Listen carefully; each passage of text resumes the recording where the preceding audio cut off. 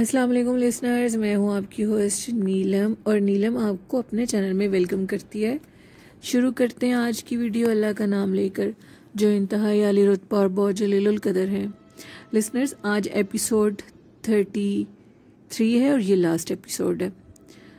اب رفیق، شامی اور اکرام اور فیضان کا ٹائم گزر رہا تھا۔ نادر حسین تو کہیں کھو چکا تھا، عرضیاں آتی تھیں، جواب دیے جاتے تھے، وقت گزرتا جا رہا تھا۔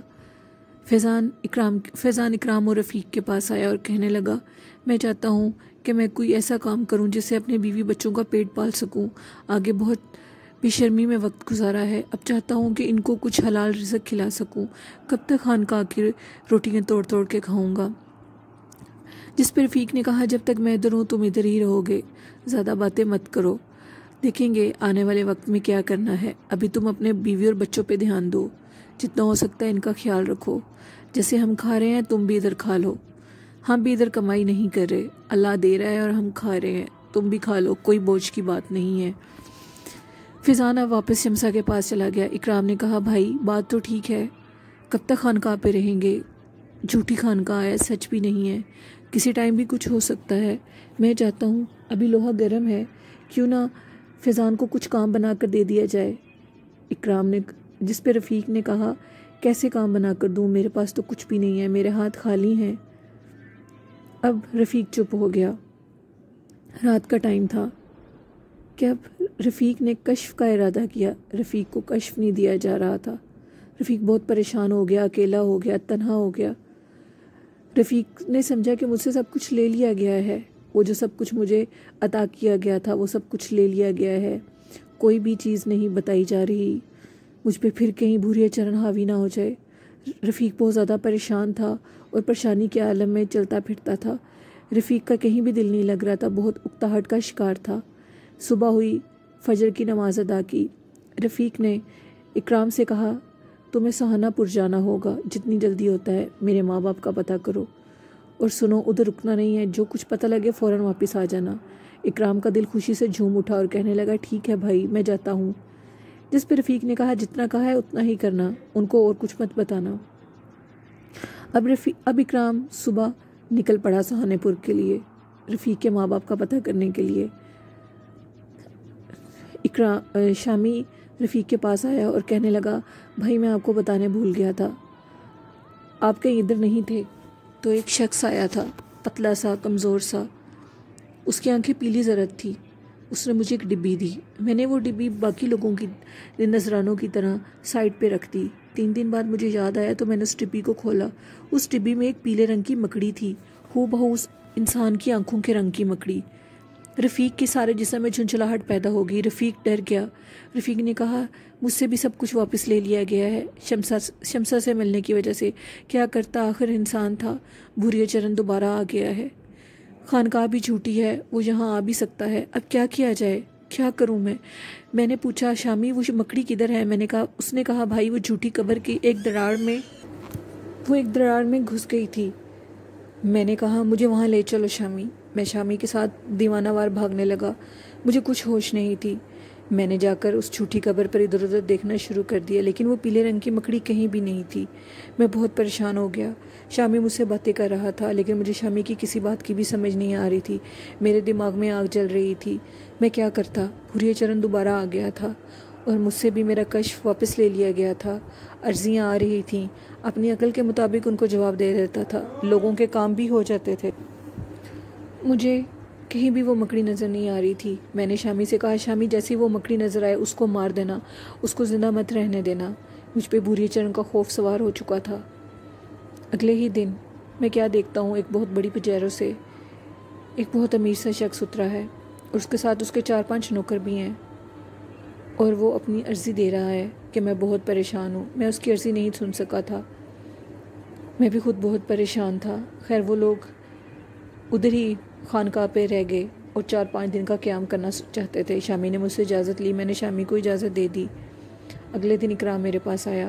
اکرام چہرے سے بہت آوازار لگ رہا تھا۔ میں نے کہا، اکرام پہیلیاں مت بجھواؤ اور سیدھا بتاؤ، امی ابو کا کچھ پتہ لگا ہے؟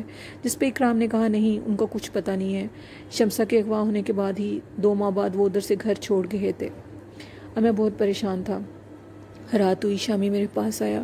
شامی کہنے لگا کہ یہ جو شخص آیا ہے یہ بہت امیر ہے، اس کا نام عزت بیگ ہے، مرزا عزت بیگ سے بلایا جاتا ہے، اس کی مدد کرنی چاہیے، آپ کو ان کی بات سننی چاہیے۔ میں اب ان کے پاس گیا۔ انہوں نے مجھے بتایا کہ میں اور میرے بچے اور میری بیوی بہت مسئلے کا شکار ہیں، میں بہت رئیس نواب ہوں، جس گھر میں رہتا ہوں اس گھر میں بہت زیادہ جنات ہیں، وہ ہمیں کہیں چین سے رہنے نہیں دیتے، بیمار تو نہیں کرتے لیکن ڈراتے بہت ہیں۔ جب ہم وہ گھر چھوڑ کر کہیں بھی جاتے ہیں تو وہ لوگ ہمیں بہت بیمار اور پریشان کرتے ہیں، ہمیں مجبوراً اسی گھر میں واپس آنا پڑتا ہے، اسی حویلی میں واپس آ جاتے ہیں۔ میں نے کہا ٹھیک ہے، تمہارا کام ہو جائے گا، میں تمہارے ساتھ چلوں گا۔ جس پہ عزت بیگ نے کہا آپ کا بہت شکریہ ہوگا شاہ صاحب، میں آپ کے کن الفاظوں میں شکریہ ادا کروں، اس کے عوض تو مجھے کیا دو گے؟ اکرام میرے چہرے کو بہت حیرانگی سے دیکھنے لگا۔ اس نے کہا جو آپ کہیں گے، اتنی دولت ہے، اتنی دولت کا کیا کروں گا؟ آپ کو اتنا کچھ دے دوں گا کہ آپ کی ساری پریشانیاں دور ہو جائیں گی، آپ میرے ساتھ ابھی چلیے۔ میں نے کہا ابھی تو نہیں، میں صبح تمہارے ساتھ جاؤں گا۔ اب میں اور اکرام واپس آ گئے۔ اکرام مجھے بہت حیرت سے دیکھنے لگا اور کہنے لگا بھائی اب میرا آپ کے ساتھ رہنے کو بالکل من نہیں ہے۔ میں نے کہا کیوں؟ جس پہ اکرام نے کہا آپ نے یہ لالچ کیوں دکھائی؟ آپ نے کیوں کہا کہ آپ کو اس کے پیسے چاہیے؟ آپ تو ایسے نہ تھے۔ میں نے کہا یہ پیسے مجھے اپنے لیے نہیں، مجھے شمسہ کے لیے چاہیے، فیضان کو کوئی کاروبار بنا دوں گا، اس لالچ کی وجہ یہ ہے۔ جس پہ اکرام نے اپنا سر خم کر لیا اور بہت شرمندہ ہوا اور معافی مانگنے لگا۔ صبح ہوئی، اب میں مرزا عزت بیگ کے ساتھ ان کی گاڑی میں روانہ ہو گیا۔ راستہ تو بہت پرسکون تھا۔ رات کے ٹائم ہم ان کی حویلی میں پہنچے۔ حویلی دیکھنے میں جنات کا بسیرا لگ رہی تھی، درخت سوکھے ہوئے تھے، مڑے ہوئے تھے، گھاس پیلی ہو چکی تھی۔ میں نے کہا عزت بیگ صاحب کیا مالی نہیں آتا؟ جس پہ اس نے کہا کچھ دن پہلے کی بات ہے، یہ سب کچھ سرسبز تھا، اس کے بعد اتنا زور لگایا لیکن یہ سب کچھ ایسے ہی خراب رہنے لگا ہے۔ میں نے کہا ٹھیک ہے، فکر مت کریے۔ عزت بیگ کی حویلی بہت بڑی تھی، نہ ملا کر بھی 50 سے 60 کمرے ہوں گے۔ اب یہ لوگ جب مجھے حویلی کے اندر لے کر گئے تو حویلی خاصی خوبصورت تھی، پرانے زمانے کے قلین بچھے ہوئے تھے لیکن سب کچھ بہت خوبصورت تھا۔ عزت بیگ کہتا ہے کہ یہ 4 کمروں میں ہم لوگ رہتے ہیں اور 2 کمروں میں میرے وفادار نوکر، نئے نوکر تو سب بھاگ گئے ہیں، وفادار نوکر ہمارے ساتھ ہی رہتے ہیں اور ایک دوسرے کا ہم لوگ پتہ کرتے رہتے ہیں کہ کہیں رات کو وہ جنات ہمیں تنگ نہ کریں۔ ان جنات کی شوخیوں اور حرکتوں کی وجہ سے ہم بہت تنگ ہیں، میں آپ کو بتا بھی نہیں سکتا۔ اب وہ مجھے ایک کمرے میں لے گیا، وہ کمرہ بہت خوبصورت تھا، زندگی کی ہر چیز تھی اس میں۔ مجھے کہنے لگا اگر کچھ کمی ہے تو آپ بتا دیں۔ میں نے کہا نہیں، کچھ بھی نہیں ہے۔ اب اس نے مجھے آرام کرنے کو کہا اور وہ خود واپس چلا گیا۔ میں کیا دیکھتا ہوں، کمرہ بہت خوبصورت ہے، کمرے کے اندر ایک درخت بنا ہوا ہے، اس کے اوپر سجاوٹ کے طور پہ کچھ چڑیاں بیٹھی ہوئی ہیں، کچھ پرندے بیٹھے ہوئے ہیں، اور سامنے ایک تصویر ہے جس میں ایک بوڑھا شخص ہاتھ میں تلوار لیے کھڑا ہے۔ یہ سب کچھ بڑا عجیب تھا لیکن حویلی بہت خوبصورت تھی۔ سامنے ایک کھڑکی تھی کمرے کے اندر، میں نے کھڑکی کا دروازہ کھولا۔ جیسے ہی کھڑکی کھلی تو میں کیا دیکھتا ہوں، مجھے پرندوں کی اڑنے کی آواز آئی۔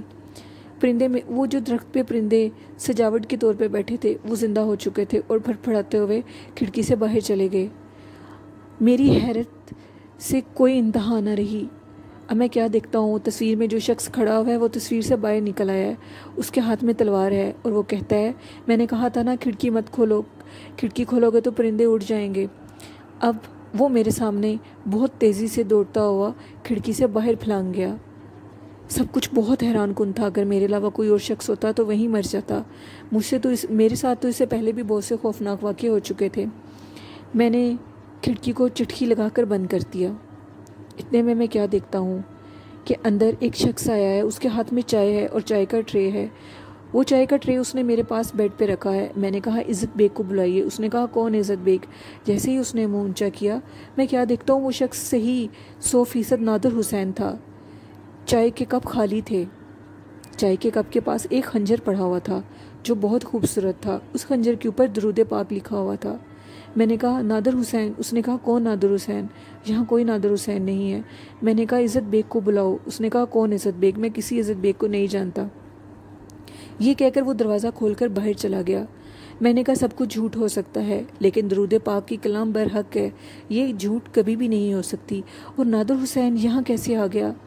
مجذوب ہے، کچھ کہیں بھی جا سکتا ہے، اللہ والا ہے۔ خیر اب میں کیا دیکھتا ہوں کہ تھوڑی دیر کے بعد مرزا عزت بیگ اور ان کے ساتھ ان کی ایک بیٹی اندر آ گئے۔ بیٹی بہت خوبصورت تھی، اس کا نام قدسیہ بانو تھا۔ انہوں نے کہا ہم بہت پریشان ہیں، کیا آپ چائے پئیں گے؟ میں نے کہا نہیں، اب مجھے چائے کی کوئی ضرورت نہیں ہے، آپ چائے کا تکلف مت کریں۔ ان کی بیٹی قدسیہ بخوبی میرے چہرے کو دیکھی جا رہی تھی اور ہنس رہی تھی، اس کی آنکھیں بہت چمک رہی تھیں۔ وہ کہتے تھے کہ یہی ہے وہ لڑکی، یہ ہے وہ لڑکی جو جنات کے زیر سایہ ہے، باقی سبھی بچے زیر سایہ ہیں لیکن اس کی طبیعت بہت خراب رہتی ہے، آپ بیٹھیے میں آپ کے لیے چائے لاتا ہوں۔ اب وہ مجھ سے اصرار کیے، چائے لے کر آیا، باہر چلا گیا۔ چائے لانے سے پہلے میں کیا دیکھتا ہوں کہ قدسیہ بانو بہت عجیب سی ہنسی ہنس رہی ہے۔ میں نے کہا قدسیہ؟ اس نے کہا کون قدسیہ؟ میں کسی قدسیہ کو نہیں جانتی۔ میں نے کہا تم عزت بیگ کی بیٹی ہو؟ اس نے کہا کون عزت بیگ؟ میں کسی عزت بیگ کو نہیں جانتی، میں اسی گھر کی گیرلی کے آخری کمرے میں رہتی ہوں، رات کو جب چاند آدھا رہ جائے گا تو تم میرے پاس آ جانا۔ اب عزت بیگ اندر آ گئے، وہ لڑکی پھر خاموش ہو گئی اور اپنے باپ کے سامنے اٹھی۔ جب وہ اٹھی تو اس نے مجھے پلٹ کے دیکھا تو اس کی آنکھوں میں سے سرخ انگارے نکل رہے تھے، وہ بھی باہر چلی گئی۔ یہ سب کچھ بہت حیران کن تھا۔ اب عزت بیگ کچھ دیر میرے پاس بیٹھے اور کہنے لگے سب کچھ ایسے ہی ہوتا ہے ادھر، اب میں آپ کے لیے کھانا رات کو لے کر آؤں گا، اس کے بعد جو کچھ بھی ہوگا بعد میں بات کریں گے۔ میں نے عشاء کی نماز ادا کی۔ حویلی کافی پرسرار تھی، بہت عجیب تھی۔ عزت بیگ میرے لیے کھانا لے کر آئے، ساتھ ایک نوکر بھی تھا۔ کھانا بہت خوبصورت طریقے سے سجایا گیا تھا۔ اب وہ مجھے کھانا دے کر کہنے لگے آپ کو کسی چیز کی بھی ضرورت ہو تو حویلی سے باہر آ کر نوکروں کو آواز دے سکتے ہیں، وہ آپ کو کھانا دے دیں گے۔ اگر کچھ چیک کرنا چاہتے ہیں تو وہ بھی آرام سے کر لیجئے گا، میں بچوں سے کہہ دوں گا کہ آپ باہر ہی ہیں اور حویلی کو چیک کر رہے ہیں کہ حویلی میں جنات کو کیسے بھگانا ہے۔ یہ سب کچھ بہت عجیب تھا۔ اب مجھے تو کوئی کشف بھی نہیں مل رہی تھی۔ ہاں درود شریف کا خنجر ضرور مل گیا تھا، کیسے اب اس کا کیا کرنا ہے یہ مجھے پتہ نہیں لگ رہا تھا۔ جیسے ہی میں کھانا کھانے کے لیے بڑھا، کھانا بہت زیادہ مزیدار تھا، اس کی خوشبو بہت مزے کی تھی، ایسے لگ رہا تھا گوشت کا قیمہ بنا ہوا ہے۔ مجھے بھوک بھی بہت زوروں کی لگی تھی۔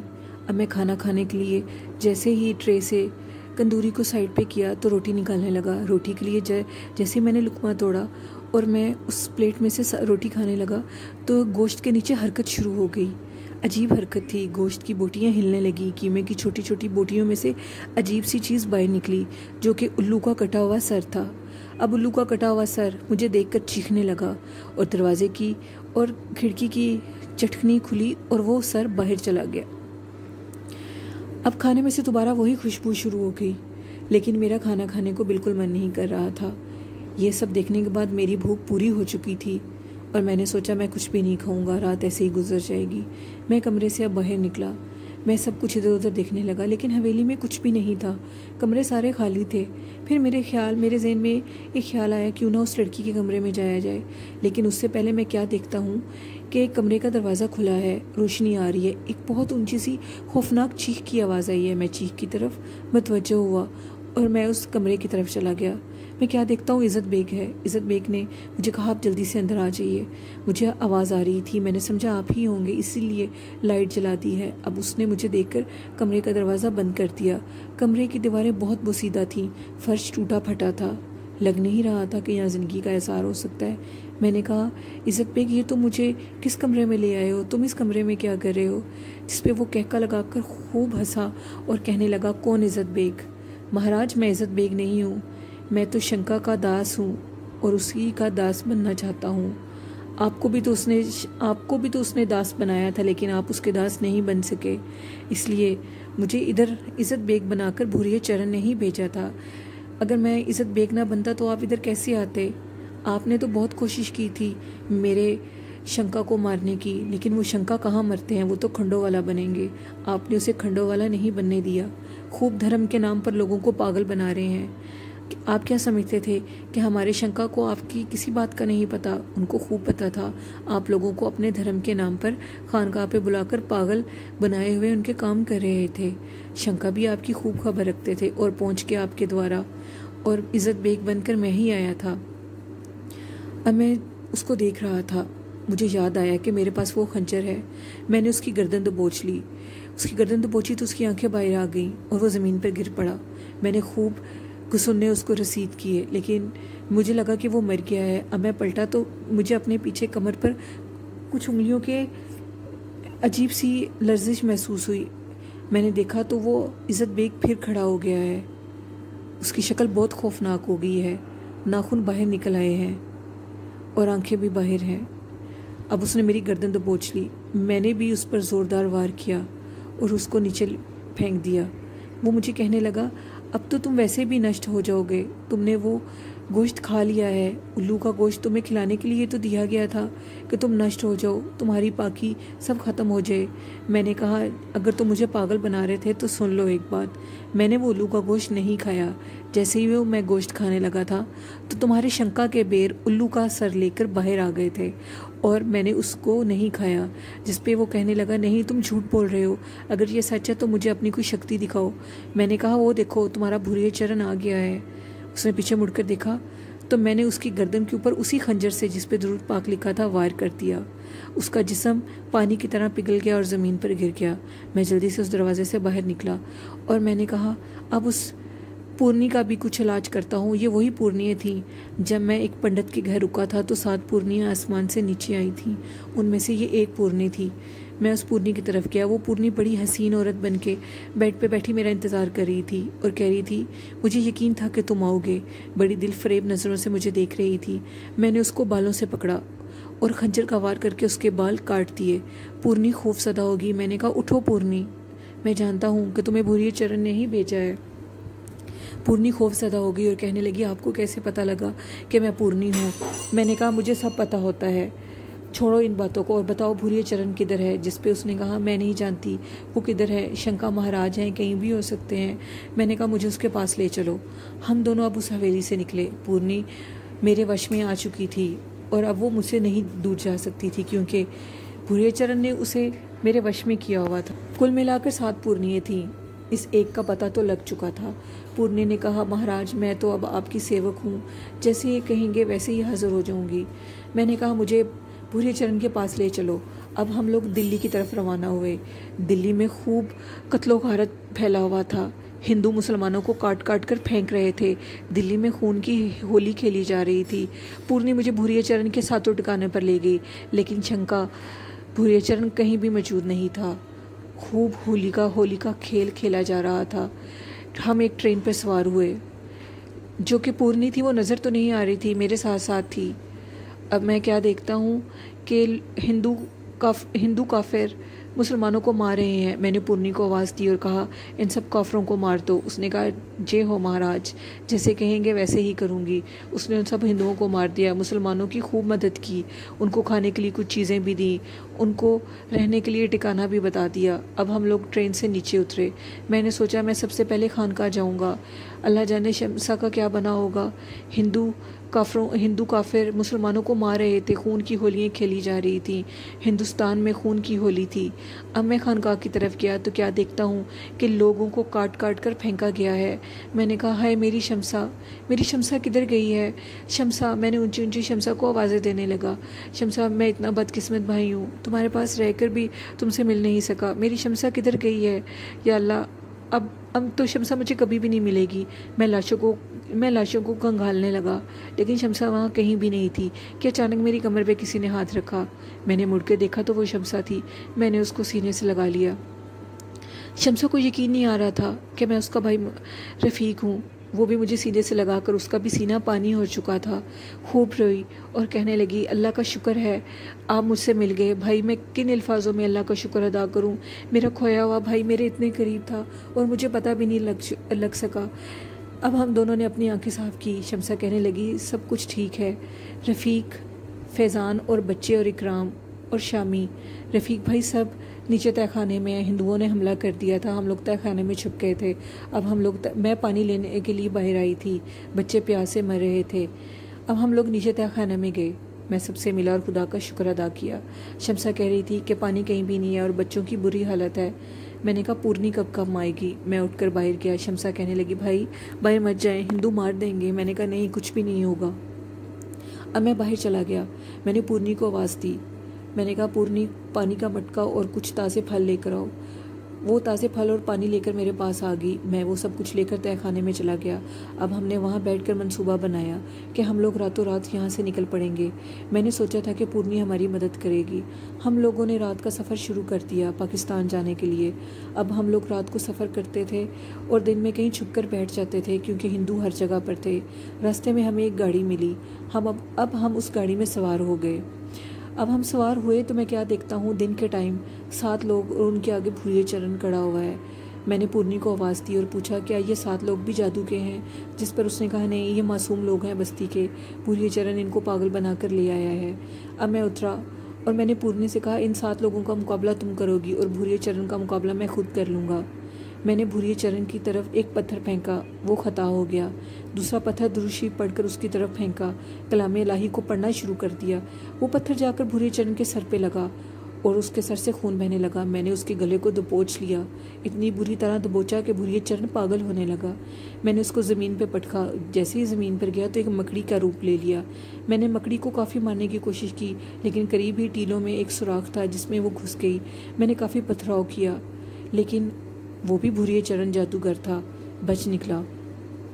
مجھے پتھر کے پاس چھوٹے چھوٹے خون کے ذرے نظر آئے جس سے یہ بات ثابت ہوتی تھی کہ بھوریے چرن زخمی ہو چکا ہے۔ میں گاڑی میں بیٹھا اور دوبارہ سفر شروع کر دیا۔ اب ہم لوگ جس جگہ پہنچے وہ جگہ بہت عجیب تھی، وہاں بھی ہندو ہی تھے۔ میں کیا دیکھتا ہوں کہ سب لوگ بہت عجیب ہے، سکھ رجمنٹ ہے اور 7 لوگ افسر کھڑے ہوئے ہیں۔ مجھے ان کی شکلیں کافی بھیانک لگی۔ اب انہوں نے ہمیں ایک ٹرین میں سوار کر دیا۔ ٹرین میں اور بھی زخمی مسلمان تھے۔ میں نے پھر پورنی کو آواز دی اور کہا کہ سکھ رجمنٹ کے افسروں کی نیت کیا ہے یہ پتہ کر کے بتاؤ، جس پہ پورنی نے کہا ٹھیک ہے، کچھ ٹائم لگے گا لیکن پتہ لگ جائے گا۔ 10 منٹ بعد پورنی میرے پاس آئی اور کہنے لگی انہوں نے کچھ فاصلے پہ ہندوؤں کے گروہ کو تیار کیا ہوا ہے اور وہ حملہ کر کے سب کو مار دیں گے۔ میں نے کہا پورنی کچھ کر سکتی ہے؟ اس نے کہا جی میں بالکل کروں گی، آپ فکر مت کریں، جیسے ہی وہ اسٹیشن پاس آئے گا آپ خود دیکھ لیں گے۔ اب وہ اسٹیشن پاس آنے لگا۔ گاڑی اتنی تیز رفتار ہو گئی تھی کہ کسی گولی سے بھی زیادہ تیز ہو۔ لوگ میری منہ کی طرف دیکھ رہے تھے، سب حیران تھے یہ سب کچھ کیا ہو رہا ہے۔ جیسے ہی ہم نے اس اسٹیشن کو کراس کیا گاڑی اپنی رفتار پر آ گئی اور سب کچھ ٹھیک ہو گیا۔ پورنی پھر میرے پاس آئی اور کہنے لگی ایک کام خراب ہو گیا ہے، سکھ رجمنٹ کے افسر نے اس گاڑی والے کو مار دیا ہے کیونکہ اس نے اس اسٹیشن پہ گاڑی کو نہیں روکا تھا اور لوگ وہاں پر تیار تھے حملہ کرنے کے لیے۔ میں نے کہا کیا تم کچھ کر سکتی ہو؟ اس نے کہا وعدہ نہیں کرتی، دیکھتی ہوں کیا ہوتا ہے، لیکن ابھی ایک راستہ آئے گا کھیتوں کا، آپ ادھر سے نیچے اتر جانا، میں گاڑی کی رفتار کو اور آہستہ کر دوں گی۔ میں نے کہا جو باقی لوگ ہیں ان کی بھی مدد کرنی ہے، جس پہ پورنی نے کہا میں یہ وعدہ نہیں کر سکتی لیکن ہاں مہاراج آپ کو کچھ نہیں ہونے دوں گی۔ ویسے ہی ہوا، کھیتوں کے پاس گاڑی آہستہ ہو گئی۔ میں ان شمسا بچوں اکرام، شامی اور فیضان کو لے کر نیچے اتر گیا۔ مجھے خوفناک چیخوں کی آوازیں آ رہی تھیں، سکھ بچوں کو مار رہے تھے، مسلمانوں کو کاٹ رہے تھے۔ میں کچھ نہیں کر سکتا تھا، جتنا کر سکتا تھا کیا، لیکن اب ان کی جان بچانا بھی ضروری تھی۔ ہم کھیتوں سے چلتے چلتے آگے چلے گئے۔ ایک حویلی تھی، اچانک سے حویلی کا دروازہ کھلا اور آواز آئی کیا مسلمان ہو اور گاڑی سے اترے ہو؟ میں نے کہا ہاں، تو اندر آ جاؤ جلدی سے۔ جب ہم اندر گئے کل ملا کر 15-20 لوگ تھے۔ یہ اس گاؤں کا رئیس زادہ راؤ تھا جو مسلمانوں کو پناہ دے رہا تھا۔ اس نے کہا بہت دیر سے ہم انتظار کر رہے تھے کہ کب یہ ٹرین رکے گی اور مسلمانوں کو ساتھ لایا جائے گا۔ 4 دن سے ہم لوگ اندر ہیں، جو بھی ہندو آتا ہے ہم اس پر پتھراؤ کر کر حملہ کر دیتے ہیں اور وہ واپس چلے جاتے ہیں۔ ابھی تم لوگ ریسٹ کرو، رات کو ہندو پھر آئیں گے، ان پر پتھراؤ کرنا ہوگا، لیکن پتھراؤ سے کام نہیں چلے گا، اب کچھ اور سوچنا ہوگا۔ میں نے کہا ہم لوگ نہیں سو سکتے، ہم لوگوں کا بالکل بھی سونے کو دل نہیں ہے۔ جس پہ اس نے کہا نہیں، ابھی آرام کرو گے تو رات کو حملہ کرنے کے لیے تیار ہو گئے۔ ایسے ہی ہوا۔ اب راؤ صاحب نے ہمیں حویلی کے پچھلے حصے میں لے گئے اور کہنے لگے کہ یہاں یہ دیکھو 3 دن سے میں نے تیل کو سلگایا ہوا ہے، تیل بھڑک رہا ہے، جیسے ہی ہندو حملہ کے لیے آئیں گے اور ہم ان کے اوپر یہ تیل پھینک دیں گے۔ ایسے ہی ہوا، رات کو ہندو آئے، کافی زیادہ ہندو تھے، وہ ہم لوگوں کو مارنا چاہتے تھے۔ ہم نے حویلی کی چھت سے کھڑے ہو کر ان کے اوپر یہ تیل پھینک دیا، ایک ایک کر کے جھلس کے اور زمین کے ساتھ لگ گئے۔ ان کے جسموں سے دھواں اٹھنے لگا تھا، ان کی تو آواز بھی باقی نہ رہی۔ میری ہنسی سے بری حالت ہو گئی ان کو دیکھ کر، کیسے آئے تھے اور کیا حالت ہو گئی ہے۔ اب راؤ صاحب نے کہا میرا ایک بیٹا ہے جو کہ سکھوں کے ساتھ کام کرتا تھا، वो आएगा कुछ ही देर में गाड़ी लेकर और हम उसके साथ यहाँ से निकल जाएंगे। कुछ देर बाद ऐसे हुआ, दरवाजे को खटखटाया गया, जिस पर उसने कहा, अब्बा दरवाज़ा खोलिए, मैं आ गया हूँ। नौकरों ने दरवाज़ा खोला तो 2 गाड़ियाँ साथ थीं। अब 2 गाड़ियों में शमसा, बच्चे और बाकी जो औरतें उस हवेली में मौजूद थीं जो कि सहारा लेने के लिए आई हुई थीं, उनको बिठा दिया गया। और फिर हम भी उसी गाड़ी में बैठ गए, मैं, फयाज, शामी और इकराम, हम लोग बैठ गए। अचानक ही गाड़ी चलने लगी। राव साहब बहुत अच्छे इंसान थे, उन्होंने बहुत से लोगों की मदद की थी कि अचानक रोने की आवाज़ आने लगी और वो औरत इकराम के ऊपर आकर गिर गई और उसके कदमों में रोने लगी, जिस पर राव साहब ने कहा, ये एक गूंगी लड़की थी, जब आई थी तो इसकी आंखें बहुत मासूम थी, शक्ल से मुसलमान लग रही थी, बोल तो सकती नहीं थी, मैंने इसको सहारा दे दिया। अब उस लड़की ने अपने मुंह से कपड़ा हटाया तो वो सुरैया थी। इकराम ने अल्लाह का शुक्र अदा किया और कहा, रफ़ीक भाई कहा था ना, सब ठीक हो जाएगा, देखें सुरैया मिल गई है। सुरैया ने अपने भाई को सीने से लगा लिया। राव साहब ने पूछा, ये कौन है? मैंने कहा, भाई है इसका। उसने कहा, शुक्र है अल्लाह का, एक और ज़िम्मेदारी थी वो भी अपने अंजाम को पहुंच गई। बेटा शुक्र है कि तुम्हारा भाई तुम्हें मिल गया है। सुरैया को देखकर मेरे दिल में वही मोहब्बत की आग लग उठी। सुरैया भी मुझे देखकर बहुत बेचैन हुई। खैर अल्लाह का शुक्र अदा किया और हम अपनी पाक सरजमीन पाकिस्तान पर पहुँच गए। अब हम लोगों के लिए काफ़ी खेमे लगाए गए थे, सब लोग अपनी अपनी जगह पर बैठे हुए थे। रईसज़ादे खूब लोगों की मदद कर रहे थे, अल्लाह का शुक्र अदा कर रहे थे कि पाकिस्तान आ गया है। लेकिन अभी हमारा घर कहाँ था ये हमें नहीं मालूम था। मैंने शमसा से कहा, चलो चलते हैं किसी और तरफ। उसने कहा, ठीक है भाई, यहाँ से निकलते हैं, मेरा भी दिल इधर घबरा रहा है। हमने फिर एक गाड़ी ली। गाड़ी को लेते लेते हम लोग अपने शहर की तरफ आ गए। हमारा शहर बहुत खूबसूरत था, बचपन की यादें ताज़ा हो रही थीं। फिर वही उसी जगह आकर रुक गया। पीर फगन के द्वारा दूर ही मज़ार के झंडे नज़र आ रहे थे। मेरा दिल ज़ोरों से धड़कने लगा। मैंने कहा, क्यों ना इसी जगह उस फुरिये चरण का इख्तिताम किया जाए। शमसा को मैंने कहा, शमसा क्या तुमने ये जगह पहचानी है? जिस पे शमसा ने कहा, नहीं भाई। मैंने कहा, ये वही पीर फगन का द्वारा है और साथ में हमारा घर है। शमसा भी खूब रो रो कर फूटने लगी। अब मैं पीर फगन द्वारा के सीढ़ियों पर चढ़ने लगा। शमसा, फयाज और इकराम और शामी, ये सब लोग भी मेरे साथ थे। मैंने देखा कुछ हिंदू सहन में बैठे हुए आग सुलगा रहे हैं। उनका यही दिल था कि वो खांडो वाला बन जाए। मैंने आवाज़ दी, और भूरिया चरण मेरे सामने आओ। भूरिया चरण फ़ौरन मेरे सामने आ गया। मेरे भूरिया चरण के सर पर उस खंजर का वार किया। उसकी गर्दन सर से जुदा हो गई। उसका एक एक करके बाजू को काट दिया। भूरिया चरण के जिस्म की इतनी नहुसत थी कि उसी जगह पर ज़मीन पे खड्डे पड़ने लगे, इतने गहरे खड्डे कि ज़मीन भी नज़र नहीं आ रही थी नीचे। मैंने अपनी तसल्ली के लिए वहाँ पर पत्थर नीचे फेंका और देखा कि पत्थर की आवाज़ नहीं आई। भूरिया चरण उस बहुत गहरी ज़मीन के खड्डे में दफनाने लगा, इतना कि उसकी बुरी हालत होगी, उसके जिस्म से खून निकल रहे थे। मैंने अल्लाह का शुक्र अदा किया, पीर फगन के द्वारा फातह खानी की और भूरिया चरण ज़मीन के अंदर धंस गया और ऊपर मिट्टी आ गई। अल्लाह का शुक्र अदा किया और अब दुआ मांगने लगा, या अल्लाह मुझे मेरे माँ बाप से मिला दो। हम लोग चलने लगे, खेमे लगे हुए थे जगह जगह, खाने को पास कुछ नहीं था। हम सब लोग उधर बैठ गए। रात हो गई। मैंने इशा की नमाज अदा की। हर जगह लोग बैठे हुए थे, सब अपने प्यारों से मिलते थे तो चीख उठते थे कि अचानक मेरी क्या नज़र पड़ती है कि सामने एक संदूक पड़ा हुआ है। संदूक के उस ओर में एक औरत नमाज पढ़ी है। वही पाकीज़ा चेहरा, वही नूरानी शक्ल, वो कोई और ना थी, मेरी माँ थी। मैं बुखलाहट का शिकार हो गया और भागते हुए उनके कदमों में जा गिरा। सामने देखता हूँ कि रियाज मामू और अब्बू जी बैठे हुए हैं। वो बहुत अजीब हुए पड़े थे, मजलूमियत का शिकार थे। अम्मी ने सलाम फेरा तो मेरी हिचकियों की आवाज़ें बन गई। मैं अम्मी के सीने से लग गया। अब्बू ने मुझे देखा। अब्बू ने कहा, ये और कोई नहीं है, ये तो मेरा रफ़ीक है। रफ़ीक तुम आ गए हो ना? सब ने मुझे सीने से लगाया। मैंने अल्लाह का शुक्र अदा किया। इकराम ने कहा, भाई सब मिल गए हैं। सब ने सीने से लगाया। सब बहुत प्यार कर रहे थे, अल्लाह का शुक्र अदा कर रहे थे। हम सब बहुत ज़्यादा खुश थे। ये सब कुछ क्या हो रहा है? अल्लाह एक एक करके सारे रुके हुए कामों को तकमील तक पहुंचा रहा है। सिसकियों की आवाज़ें गूंजने लगी। हमारे करीब से और लोगों की भी सिसकियों की आवाज़ें आ रही थी। जो भी अपने प्यारे से मिलता था सब खुश हो रहे थे और रो रहे थे।